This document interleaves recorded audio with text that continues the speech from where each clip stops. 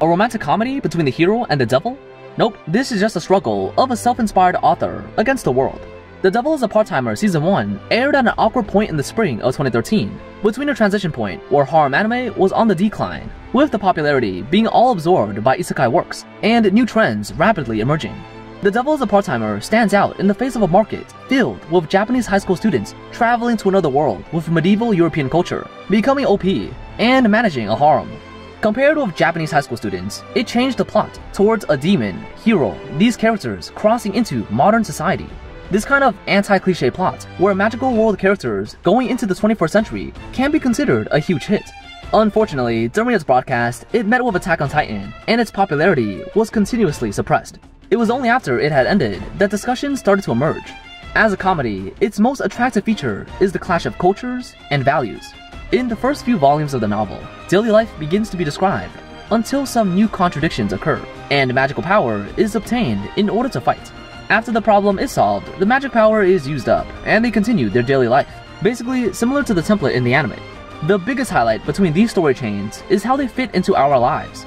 The novel's in-depth portrayal of every detail makes readers look forward to how these isekai inhabitants will be affected in our world.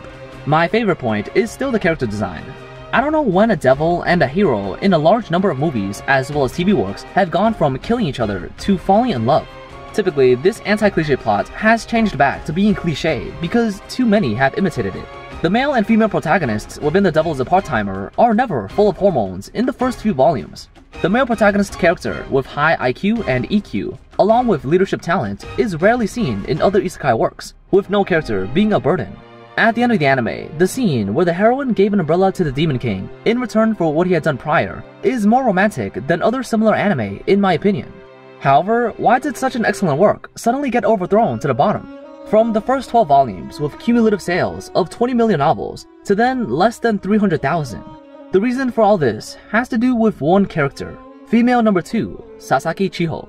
As far as the anime is concerned, this character is just a very common failure of a character, an ordinary female high school student who likes the protagonist, Mao Sadao, plus her voice actor being Toyama Nao. It was pretty much destined for this character to become the failure within this relationship.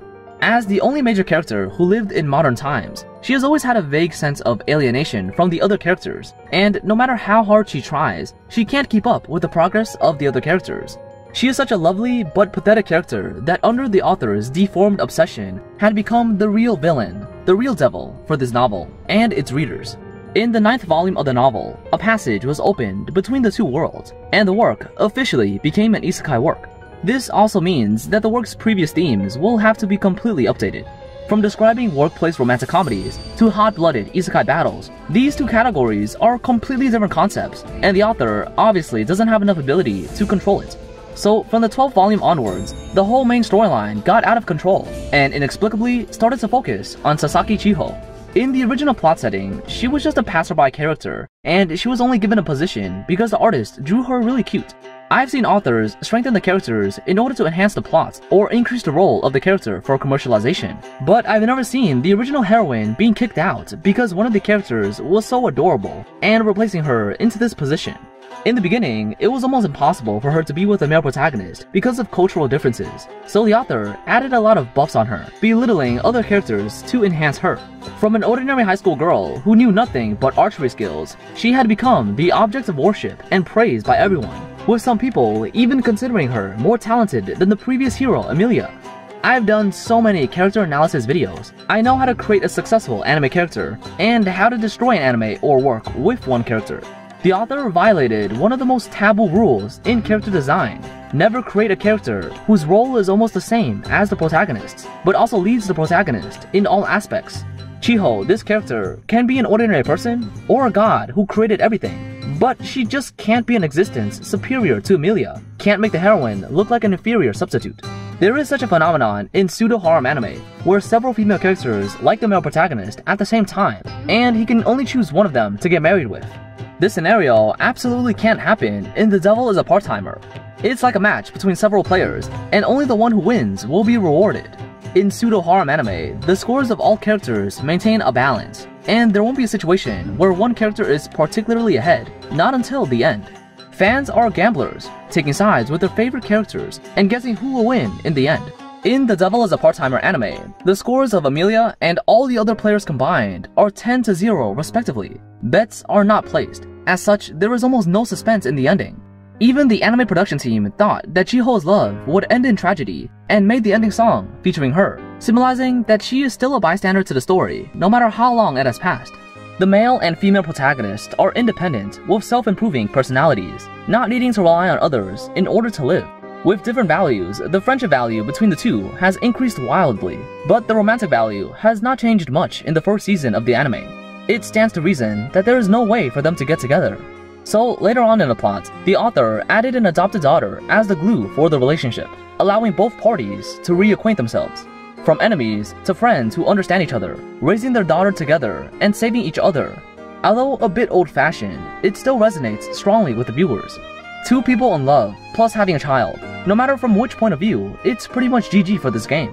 Helpless, Chiho carried the author's backup cheats all the way, kicked Emilia and the child away, while she stayed with Mao. As a single mother, Emilia has no savings, no formal job, and she can't even afford her child's school fees.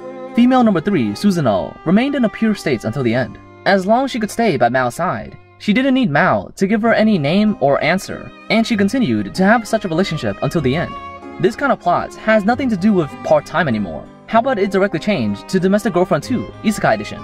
If it still doesn't resonate with you, try to imagine that in the finale of Detective Conan, Conan changed back to Shinichi and felt that Ran was not suitable for him. So he broke up with Ran, changing back to Conan, marrying Ayumi. Ran could only take care of her father, as well as Conan, waiting for Shinichi to come back, while Habara stayed beside Conan and applauded happily. The most disgusting part is still the author's attitude.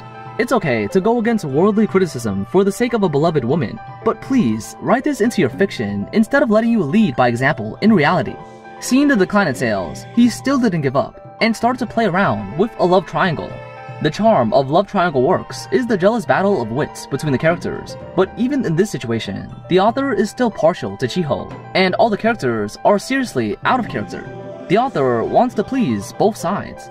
On one hand, he goes crazy trying to strengthen Chiho, magical talents, gifted shooter, unprecedented leadership temperament, etc. At the same time, Emilia was forced to appear in order to sell. But in this love triangle, Chiho almost didn't take the heroine seriously. As a result, these plots that wanted to please the readers did not achieve the expected effect, but instead angered the readers. And there was a feeling like, yeah, that's right, I'm just gonna use the money you give me to write stories you hate in order to disgust you. The Chiho in the anime is that funny, energetic, professional meme maker girl. The OP Chiho during the later stages of the novel had lost her original charm, failing to resonate, and was hated by many readers, thus becoming the real villain of this novel. It's not that Mao chose Chiho, but instead, it was the author who chose Chiho. The Demon King and the hero were set at the beginning to be born leaders, the elites of the society. But in the end, I don't know where these plot settings had gone to. Typically, weakening others in order to strengthen one character instead makes them all seem comical. So far, I still can't understand the reason why the author attaches so much importance to the character of Chiho. If you really want something like a harem ending, you can imitate other creators and write a what-if storyline or the like, putting what the viewers really want to see in the main storyline. Is it really worth throwing away such an opportunity for fame and fortune? On the final cover of the novel, the scene of the hero and the devil together is used to trick readers into being tortured. If you really want to add motivation for this behavior, then it may be from being addicted to playing anti-cliché games. The Devil is a Part-Timer was initially successful with an anti-cliché story background. After exhausting the existing themes, the main storyline returns to being cliché. At this time, the author saw that female number 2 was a high school girl with a loli figure and big breasts that fit his appetite. Then, another idea floated through his mind, that is, to stick to the anti-cliché through to the end. The relationship between the Demon King and the hero has been used too many times, so let's just strengthen female number 2 by letting her take the initiative in this relationship. It turns out that no one, including the anime production team and the viewers, could have guessed this development, which is not only anti-cliché, but also anti-viewer, anti-human. Now, the second season of the anime is on air. The style is slightly different from the first season.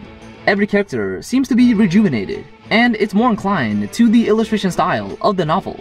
However, I personally prefer the first season that can better reflect the drained art style of high-pressured laborers.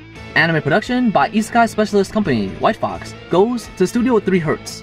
To be honest, I'd prefer to have the production team responsible for Season 2 of The Promised Neverland, Cloverworks, make it. Anyway, no matter how original they make it, I don't believe it can be worse than the ending of the novel. Maybe a miracle will happen where two negatives make a positive. In any case, there is a manga of the adapted novel that is still being serialized, and even the author of the manga can't stand the ending. As such, the ending of the manga may be original. In addition, the anime shouldn't be able to go through with the later plots of the novel. The content of the second season is still good, and you can be rest assured while watching it. Just don't think about searching for the light novel after watching it.